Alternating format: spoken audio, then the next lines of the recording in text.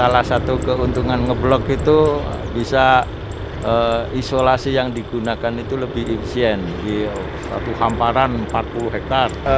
Kita berada di lokasi perbanyakan benih tetua, ya. Persilangan antara A dan B akan menghasilkan A lagi, galur A lagi. Kemudian galur A yang dihasilkan dari perbanyakan A dan B ini digunakan untuk produksi F1 hibrida dengan menyilangkannya dengan galur-galur R, ya. Jadi fungsi dari galur B adalah untuk melestarikan keberadaan galur A ini. Hasil panen dari perbanyakan A dan B hanya kita gunakan untuk memproduksi benih F1 hibrida sesuai dengan varietasnya, itu ya. Jadi nanti galur B-nya ini akan kita panen dulu seperti galur R, maka benih yang atau gabah yang dipanen dari barisan maintainer ini tidak kita gunakan lagi sebagai benih.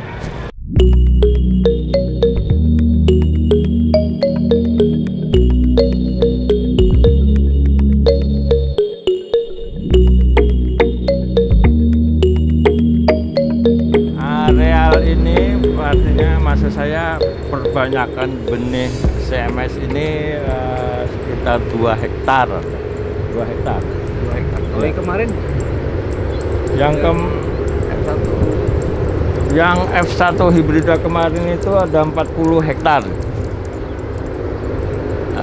Ngeblok gitu ya. Jadi salah satu keuntungan ngeblok itu bisa isolasi yang digunakan itu lebih efisien. Jadi satu hamparan 40 hektar. Setiap tahun kita pasti produksi benih hibrida ya? Hampir seperti itu setiap tahun ya. Dari kemitraan maupun dari itu sendiri? Ya, dari kemitraan, dari kerjasama maupun produksi F1 untuk diseminasi ya. Di varietas-varietas hibrida Kementan itu juga kita produksi untuk diseminasi.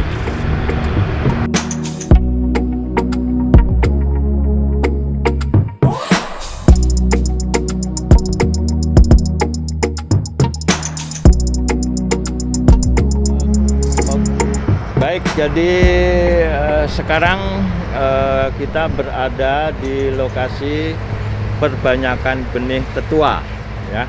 Dalam hal ini adalah yang ada di dalam lokasi ini adalah barisan-barisan B, galur B yang tinggi ini, dan galur A pasangannya.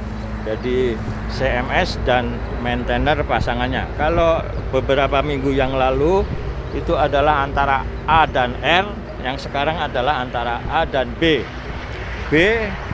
Persilangan antara A dan B akan menghasilkan A lagi, galur A lagi. Kemudian galur A yang dihasilkan dari perbanyakan A dan B ini digunakan untuk produksi F1 hibrida dengan menyilangkannya dengan galur-galur R, ya, pasangannya sesuai dengan varietasnya masing-masing.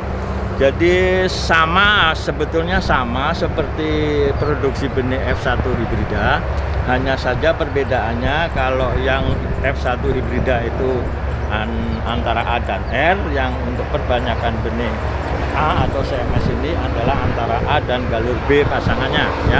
Pasangannya karena itu memang pasangannya tertentu, enggak B yang lain nggak bisa digunakan untuk jadi 25A pasangannya 25B gitu, nggak bisa dengan B yang lain.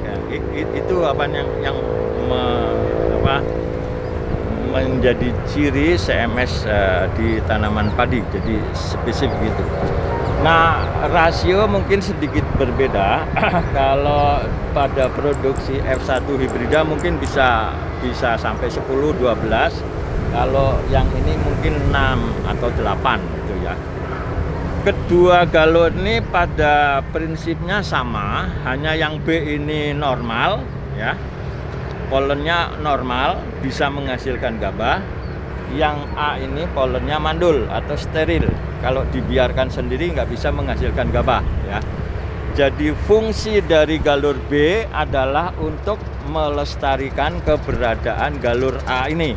Karena ini selalu dibutuhkan untuk produksi benih F1 hibrida. Padahal dia mandul. Nah, sehingga tidak bisa menghasilkan benih sendiri. Jadi sementara dia selalu dibutuhkan, sehingga kita perlu galur lain untuk melestarikan ini, yaitu galur B-nya ya. Jadi ini dalam bahasa Indonesia mungkin kita sebut atau padanan katanya adalah galur pelestari atau maintainer line. Kalau yang diproduksi benih F1 hibrida kemarin itu kita contohkan atau kita misalkan ada perbedaan waktu sampai 15 hari. Nah, untuk perbanyakan benih A ini, karena pada prinsipnya dua galur ini sama, selisih waktu berbunga itu tidak terlalu banyak ya, antara 3 sampai 5 hari. Jadi biasanya galur maintainer itu disemai 3 hari lebih awal dibanding galur A-nya. Rasio tadi sudah saya sebutkan bisa 26 sampai 2:8. Artinya 2 barisan maintainer, 6 sampai 8 barisan A-nya ya. Panen kita lakukan B-nya dulu, kita panen, kemudian berikutnya setelah dilakukan inspeksi yang terakhir kalinya atau rogging yang terakhir sebelum panen, kemudian setelah kita yakin ini murni benar, ini tidak ada campuran lagi, baru kita panen. Hasil panen dari perbanyakan A dan B, A-nya kita gunakan untuk memproduksi benih F1 hibrida sesuai dengan varietasnya itu ya.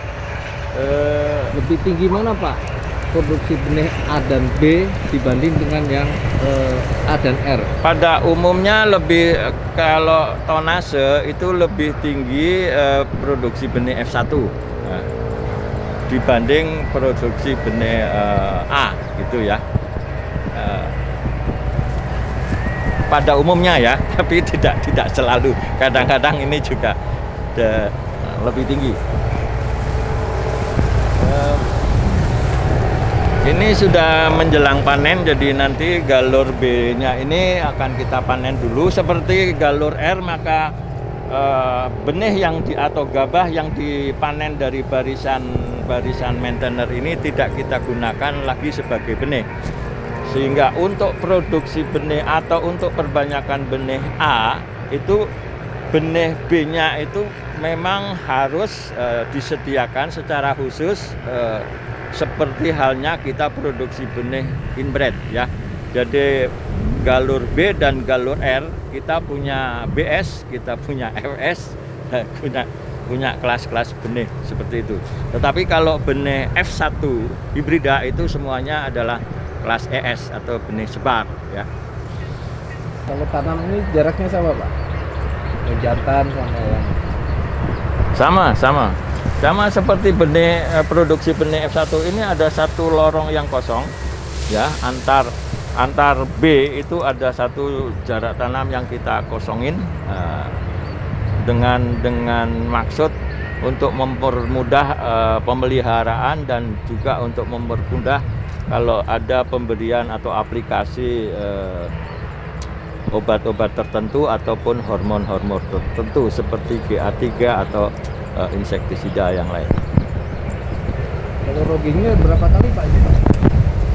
Selama satu musim tanam?